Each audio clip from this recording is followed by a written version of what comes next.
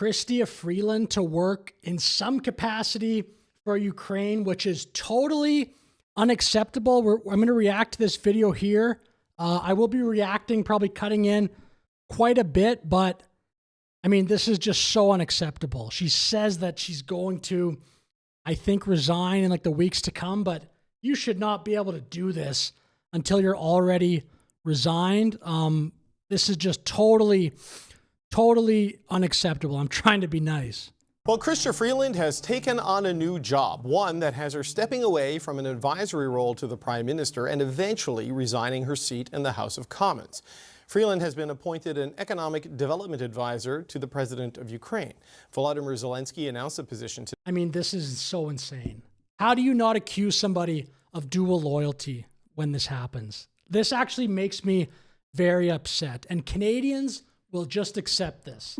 Like, I don't, you could say, what are you going to do? It's a good argument. What are you going to do as a regular person? But the crazy part is the Liberal Party will just keep probably winning elections. This just makes no sense whatsoever. I mean, how do you not look at that and bring up the word traitor? Like, it's just, I looked up the dictionary definition of what that actually means.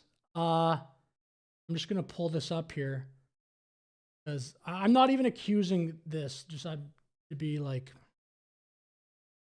you pull this up. I asked Grok here. Traitor, I said, what is the definition of traitor? A traitor is a person who betrays trust, allegiance, or loyalty, often by acting against their country, friends, group, cause, or obligation. Dictionary defined traitor broadly as one who betrays another's trust or is false to an obligation or duty. A person who is not loyal to their own country, beliefs, friends, or group, especially by helping enemies. So I wouldn't say Ukraine is an enemy. So in that definition, not really. I mean, like, I know some people maybe would say, oh, they are, because they're getting lots of Canadian tax dollars and stuff, but I wouldn't fully buy into that. Yeah, I can't believe we keep giving more money to Ukraine, though. Ukraine just has been milking Western countries for so much money, and that's clearly enabled the war to go on for much longer and has caused way more people to die. Like, if Ukraine didn't have that ability to just go around every few months to all these countries and ask for money, there would have been a deal struck much sooner. One would assume that would have happened. But instead, thousands of people continue to die in ditches, which is terrible. Someone who betrays a country, cause, or trust. So, I don't know. Is that what's happening here? I'm not going to fully make that allegation, but I think when you do something like that, in Chrystia Freeland's case, how do you not think people are going to wonder what the heck you were doing? Like, in no way, in my opinion, is this acceptable. This is totally ridiculous to be doing something this reckless when you're in public office. I mean, if you want to be reckless as a private citizen, then do that. But you're doing this as a current member of parliament. Like, wait until you're out of, even if you waited till you're out of the government and then accept this job, I think there'd be crazy questions being asked. Like, what the heck were you doing? The part that's amazing to me, you don't even wait till you're gone to accept this role. Like, there's just no excuse for this. I'm going to, yeah, this is Don Davies, who's like not even a right-wing person. He's like the interim leader, I believe, of the NDP party. He says, while I respect Ms. Freeland, one cannot serve Canada and another country at the same time. Taxpayers should not be paying for an absent MP, especially one working for a foreign government. I mean, this is just total clown world. You must resign as MP immediately, of course. I repeat, immediately, as he quotes his own tweet. So I definitely would second that. Anyway, we'll get back to this video here. Today, citing Freeland's experience in attracting investment. In a statement a little while ago, Freeland wrote, Ukraine is at the forefront of today's global fight for democracy, and I welcome this chance to contribute on an unpaid basis as an economic advisor to President Zelensky.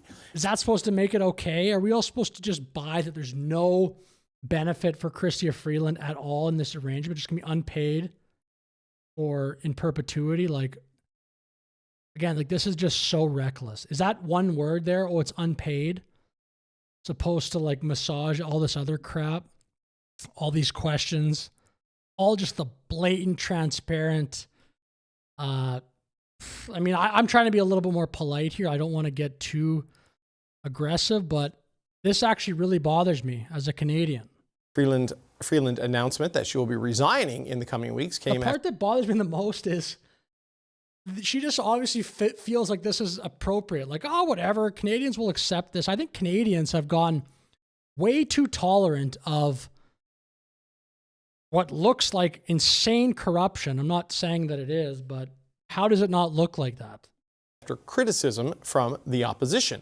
As Conservative Foreign Affairs critic Michael Chong said in a statement this morning, one cannot be a Canadian MP and an advisor to a foreign government.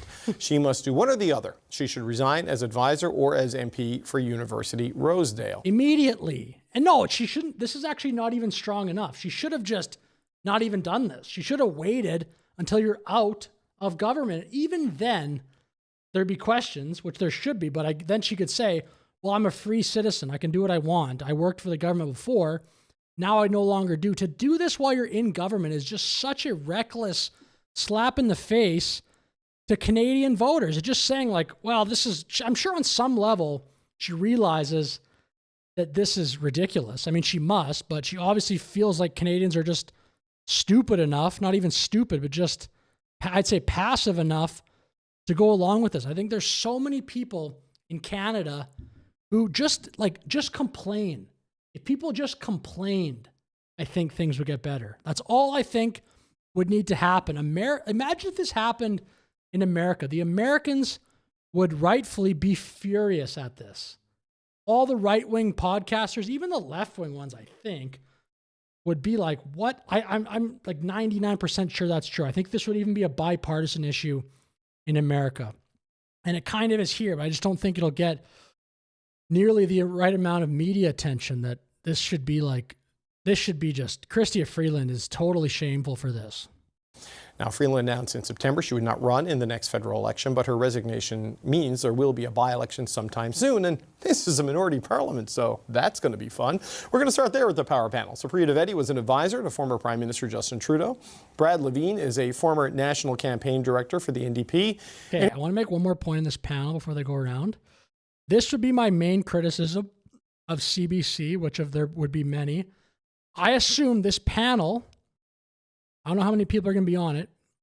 I bet you, we'll see if I'm right, there's going to be all the people, the right wing, like a true right wing person, will not be represented, I bet, here. It'll be a few liberals, maybe an NDPer, and then someone who says they're a conservative, but they're really like a very progressive conservative who's just like a little bit to the right, maybe, of Mark Carney, or even just like has the same politics of Mark Carney. A true like populist conservative, I hardly ever, if ever, I can't even remember a time that I've seen them represented on CBC. Like somebody basically with the same politics of Poilievre. I don't even think Poilievre is that right wing. He's like just in Canada, yes, he's right wing, sure, but someone who's basically got like more of a populist style conservative is basically never that I've ever seen represented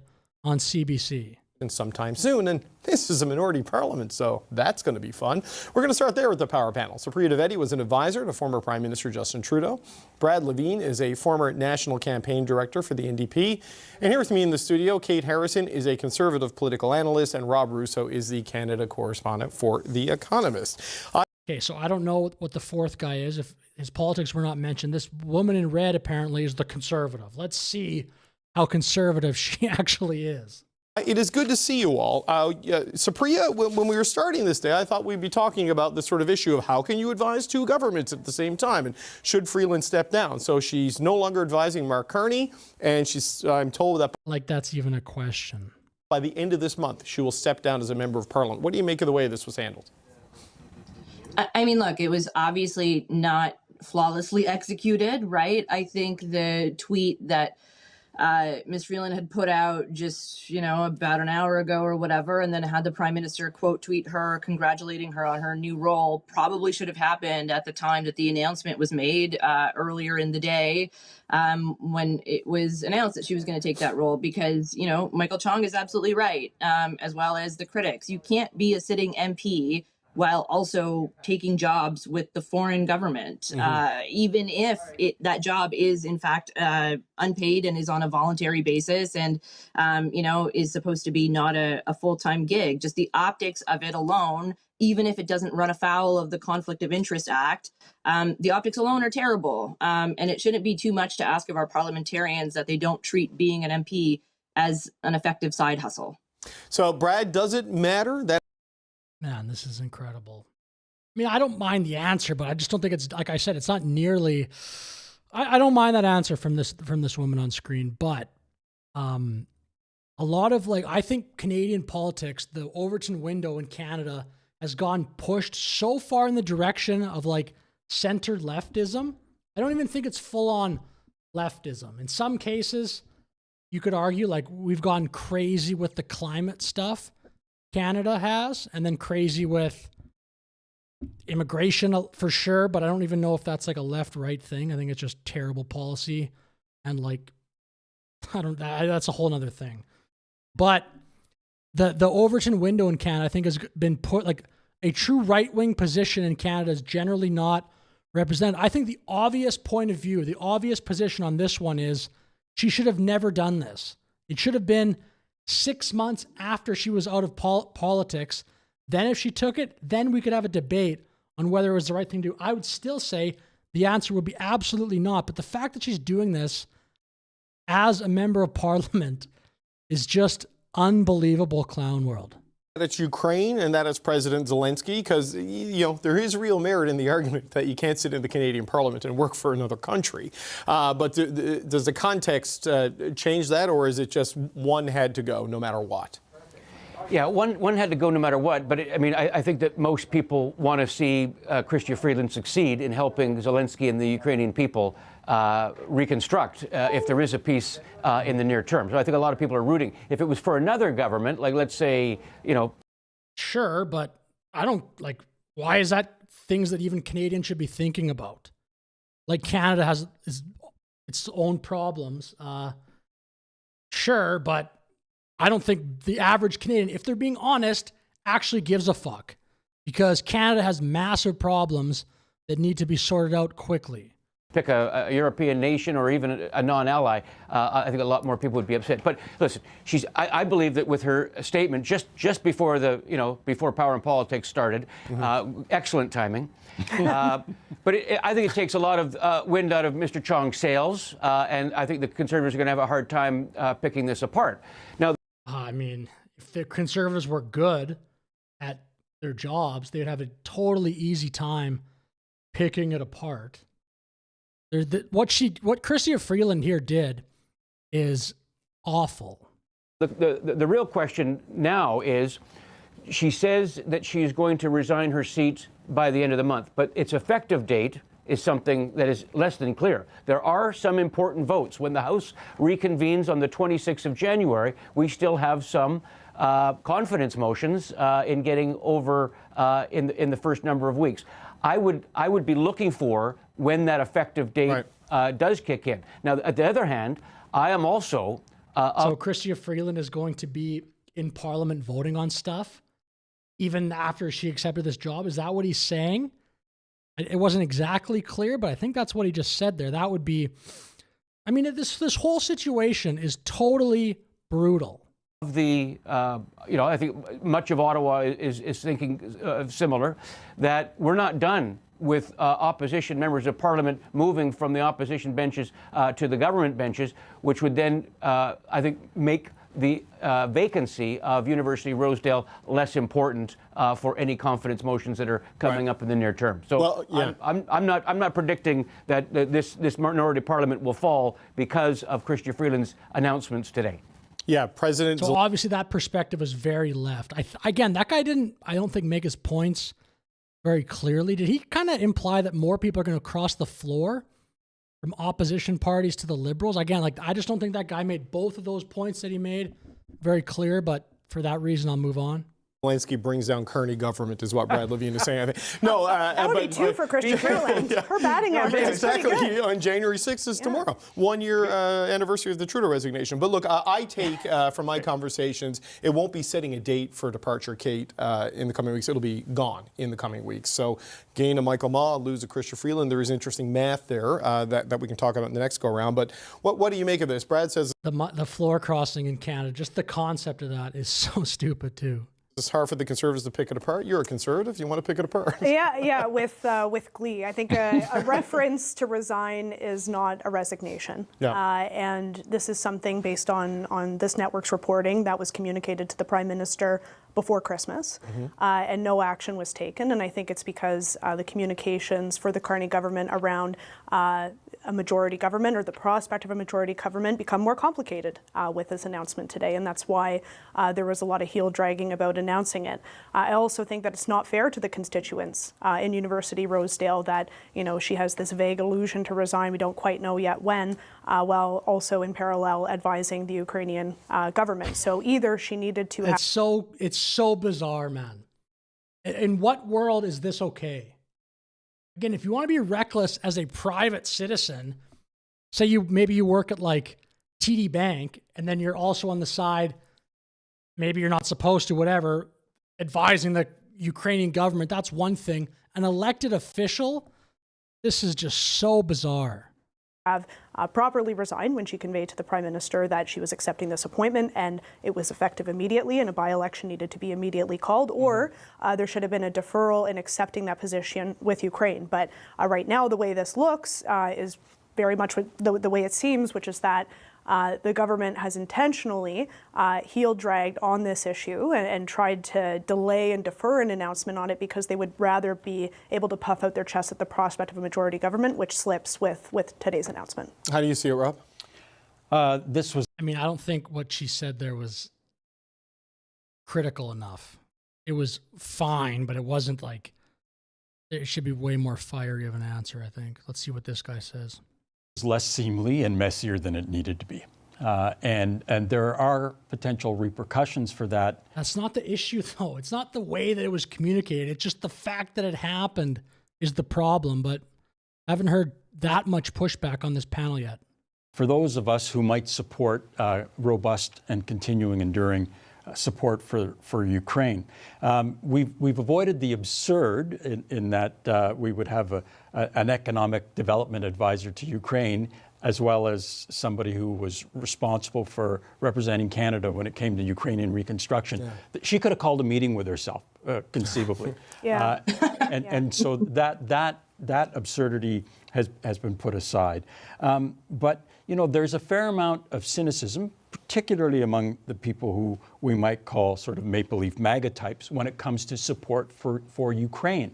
And it's a constant. The fact that they use that MAGA as a slur in Canada for just like, I think that's like a slur for a actual person in Canada that's right wing. I think that would be like CBC would have nobody ever on these panels that they would identify as MAGA, which it's another country, like Make America Great Again, but somebody that they think would have MAGA style politics in Canada, which I don't even know if that's like a particular brand of politics. I think they would define that as loudly critical of the liberal regime in Canada, the left wing, center left wing governing philosophy or whatever of Canada. I think they call that MAGA. Like they probably think me as MAGA just because I'm loudly, or not loudly, but whatever, directly criticizing them. I'm sure they think of me as MAGA, and they just use that as a slur. By the way, like,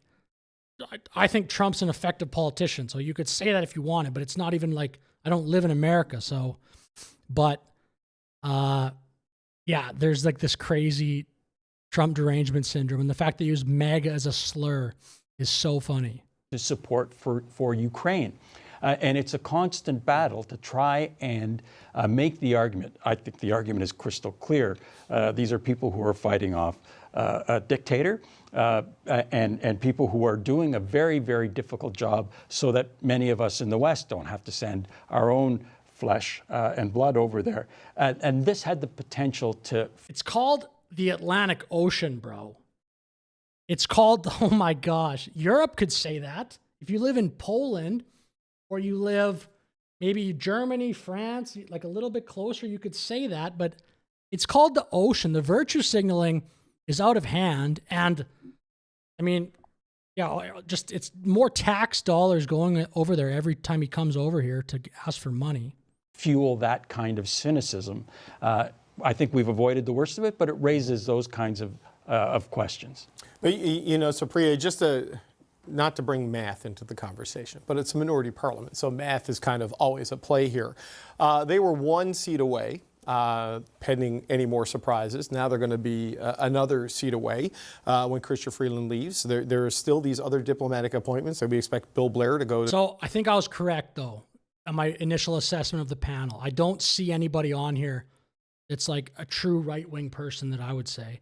Maybe the person in the red just hasn't given her thoughts yet, but I doubt it. I feel like these CBC panels, there's a lot of agreement on all of them all the time.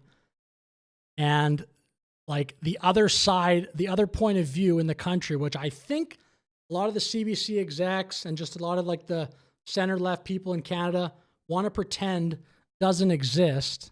The United Kingdom. We expect Jonathan Wilkinson to go to Europe. That could open up some more math problems for the government. I mean, this is going to be a tricky bit of navigation for Mark Carneo's team if they proceed with these plans on these timelines.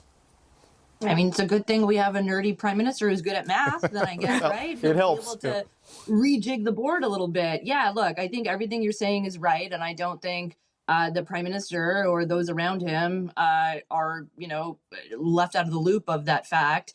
But I do think that, to Kate's point about, you know, wanting this to be about on the precipice, you know, wanting the narrative to be that they're still on the precipice of achieving that majority government was very much the case. And while this may make things a little bit more complicated because it becomes, I guess, less enticing for a floor crosser if they're not going to be the ones to then propel them into majority government territory, I would be very surprised if the talks that are, you know, supposedly still happening, you know, and the winks and the nudges that are happening across the aisle to see who might be interested in crossing that floor. I don't think this stops. Look, I don't even know how these like by-elections work, but Chrystia Freeland, meaning I know like what a by-election is, but I don't know the exact date.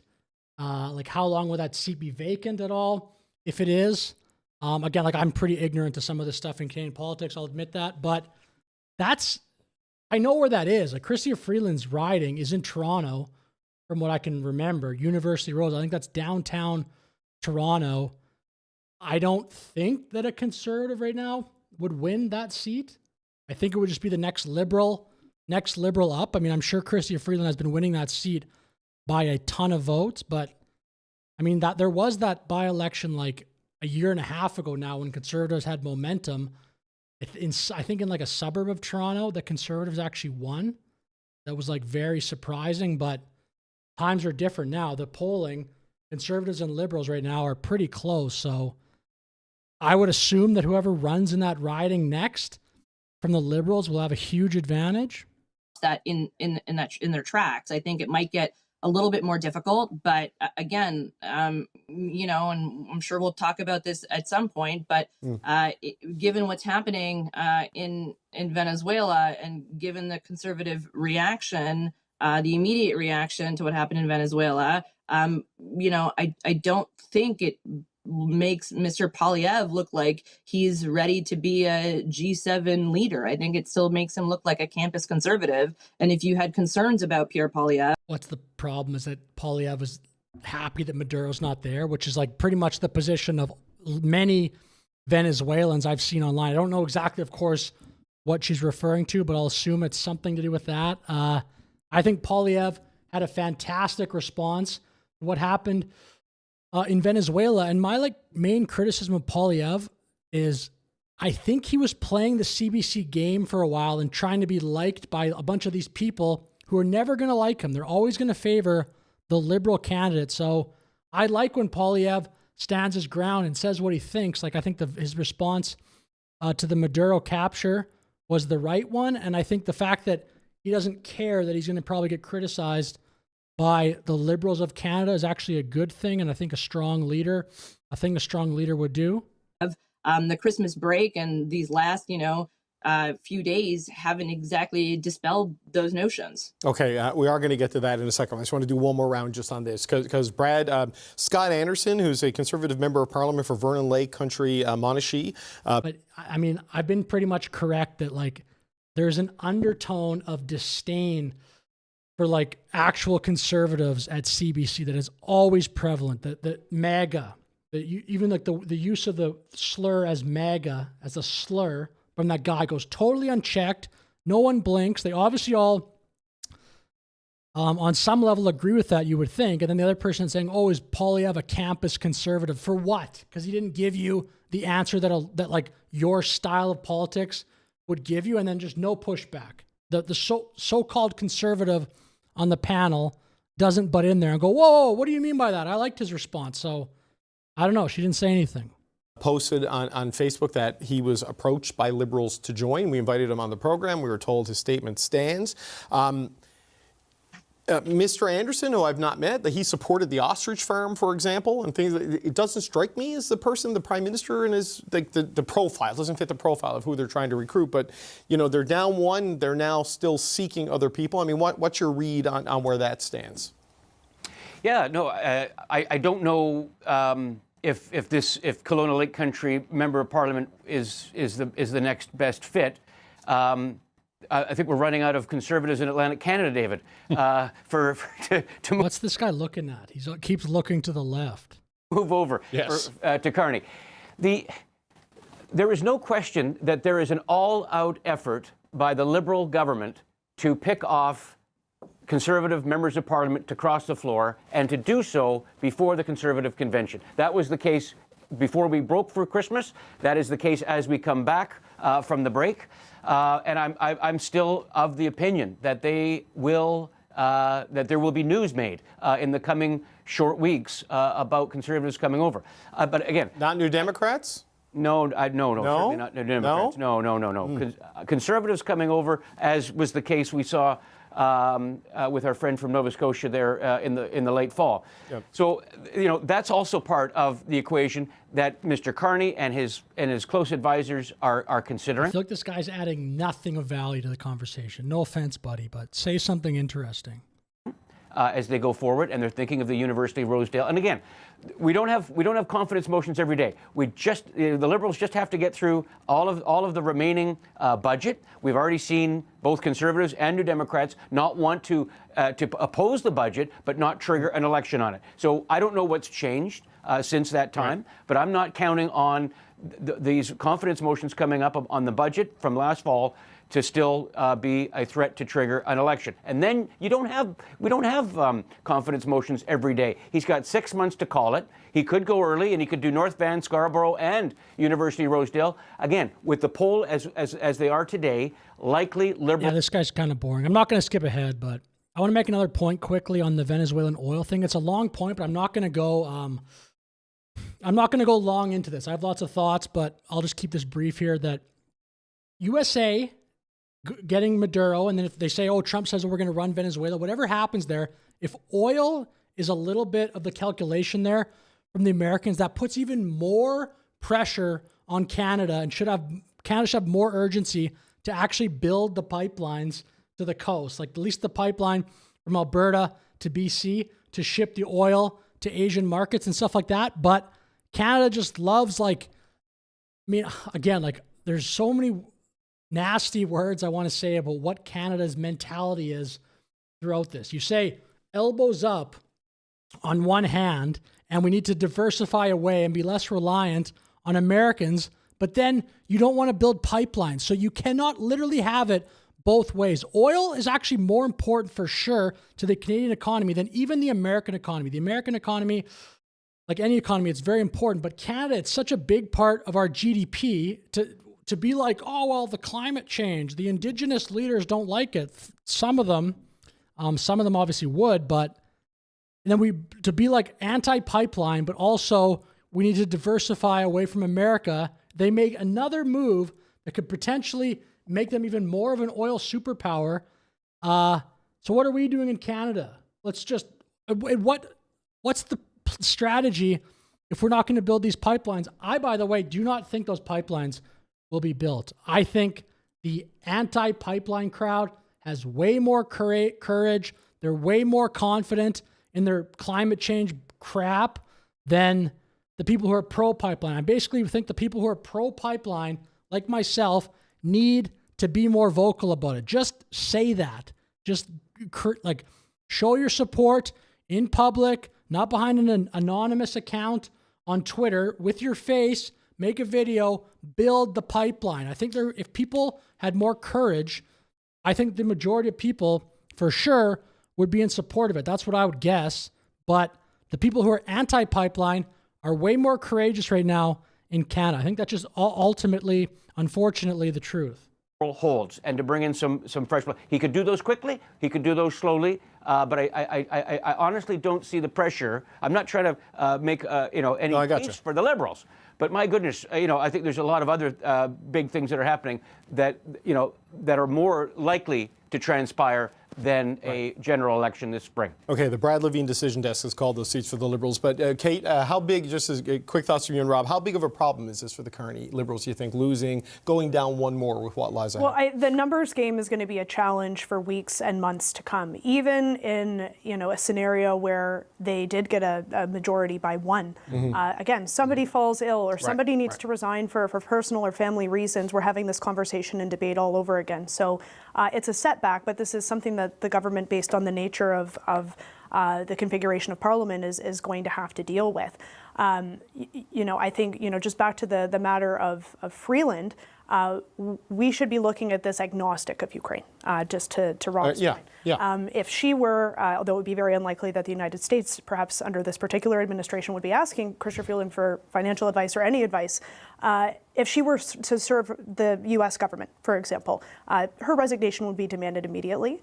And the reason that it's not, maybe it's because of Ukraine. I think more likely it is because the Prime Minister would rather have a better hand in terms of his number of seats in Parliament. And so we can't let the obvious foreign conflict that exists in her continuing on as a member of Parliament to stand, because the Prime Minister would rather have a more enticing argument for Conservative or New Democrat MPs to cross. Yeah, look, who you serve as a member of Parliament. Look, I'm not even this woman, like the person who's they said is conservative on the panel. Like, I'm not even blaming her, because I'll just assume those are her real views.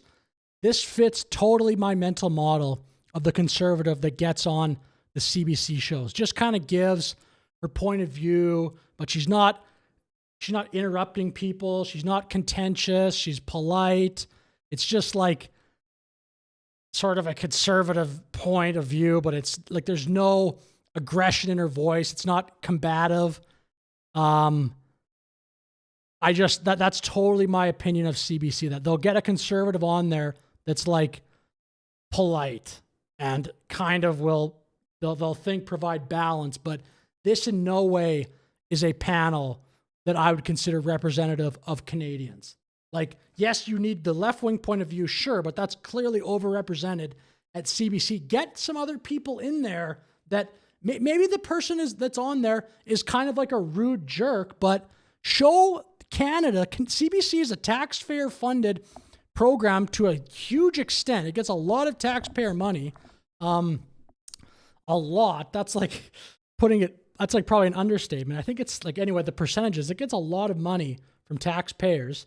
Get the full spectrum of positions on there. Look, who you serve as a member of Parliament is very clear in the oath, right? And Rob, maybe she's the one driving the timeline here. That's also a consideration as well. She has a long history of independent thought, and I don't know that too many people who have worked with her are surprised at the way that things turned out. I want to go back to something that Brad said, though, and I would agree with Kate in that there's no resting easy if you get a majority by a single vote. You're going to need more than that if you want to rest easy. But to Brad's prediction, and I took notes on it, Brad, just in case we forget about it. Hold me to it. Yeah. Save that clip. If you're right, and one or more are about to cross, and if Supriya is right in that he continues to struggle, and I think that we'll see how people react to what he did and the way he did it when it comes to Venezuela. Make your point, bro. If you were the Liberals, why wouldn't you wait until after he was confirmed? If he is anathema to a great swath of the electorate, I think you would wait till after he was confirmed and then make sure that he's going to remain leader, because once they make him leader, he's the leader until like the rest of the decade. Yeah. Right? The rest of the decade. There wouldn't be another convention until 2029. Yes, no, and that is the concern many conservatives have uttered in private, that he gets reconfirmed and then Carney gets what he wants out of it. I don't really understand the last point, to be honest. They must, I mean, if I was following Canadian politics more, I think I would get it, but I think obviously they're referring to Poilievre continuing to be the leader. Anyway, I'll just finish the video here because I don't know what they were talking about. But anyway, thank you for watching the stream. Like and subscribe. Have a great day. See you in the next one.